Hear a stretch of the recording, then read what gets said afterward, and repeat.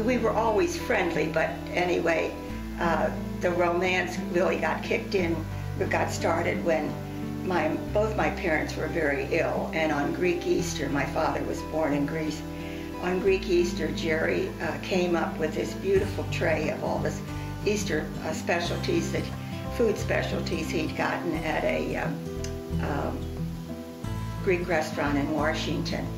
And I said, well, that was the beginning and the end. And he was so kind, and he said, you know, Liz, I know both your parents have been ill and you tied down. He said, I'll look after them this afternoon, and then you can go and, you know, about and visit some friends or whatever you want to do. Of course, I didn't go, but I was just sort of overwhelmed that anybody would be that kind. And that's really the essence of Jerry, that he's been, you know, he's always been so kind to everybody. I really wasn't able to talk about it, you know, and I was went to the dentist, and there was an article in one of the magazines that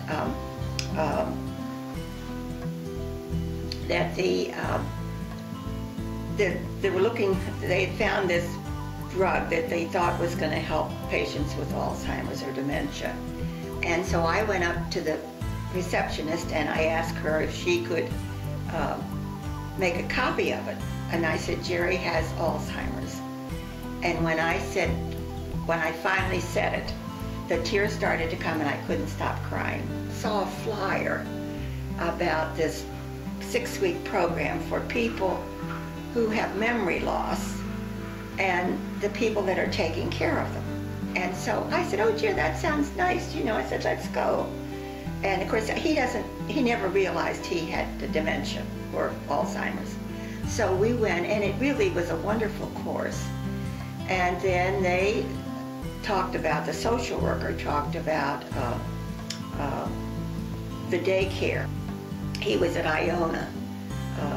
He started 2 days a week, and that was wonderful for him because it gave him sociability, and they had very nice programs, and he really did well at Iona. And then Dr. Teplitz would see us every month. He asked me if I could come back, because he had noticed changes in Jerry and he needed time to talk to me, and he had a patient waiting. So I went back another day, and he said, and he was right on target. He said, Mrs. Quinlan, I think you need to look at your options, because he said,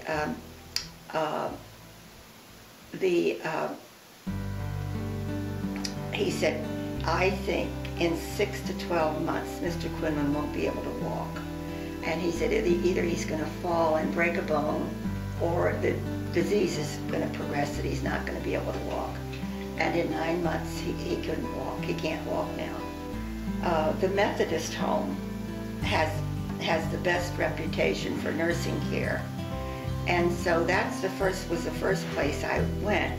But that was in October of last year, but they didn't take Alzheimer patients. They told me they were going to open Forestside, hopefully the first of the year. So I filled out an application, and then I looked at another place, and then I was going to look at, and I felt that place, they were sort of warehousing. I hate to use that word, but I just thought it was crowded, and then the staff were very kind. I was able to bring all of his favorite pictures from home and different things like that from home. And the care is very, very good.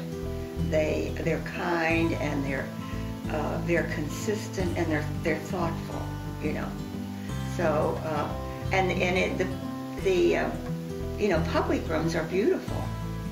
The public rooms are beautiful.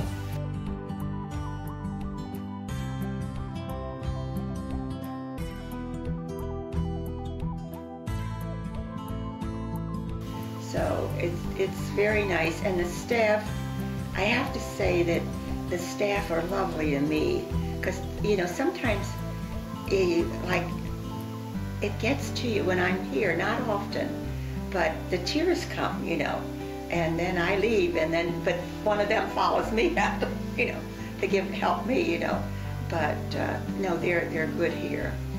But we look at the likes and dislikes of the resident, and we do our best to be able to build their life around those preferences. We interview each of the families, like the Quinlans, and we found out that Mr. Quinlan in particular had even written a book. So we do a lot around that with activities for him. And he's a very spiritual person, so we have small groups, and he's able to give his feelings about what spirituality means to him. That would be an example of how we work programming here at Fireside. I go every other week to the Iona support group, and they've been a wonderful, wonderful help. Another thing that's helped me is when you look around the world and you see the poverty and the problems so many people have. They don't even have a clean water or medicines and I look at the wonderful care Jerry gets, and I think that I'm blessed.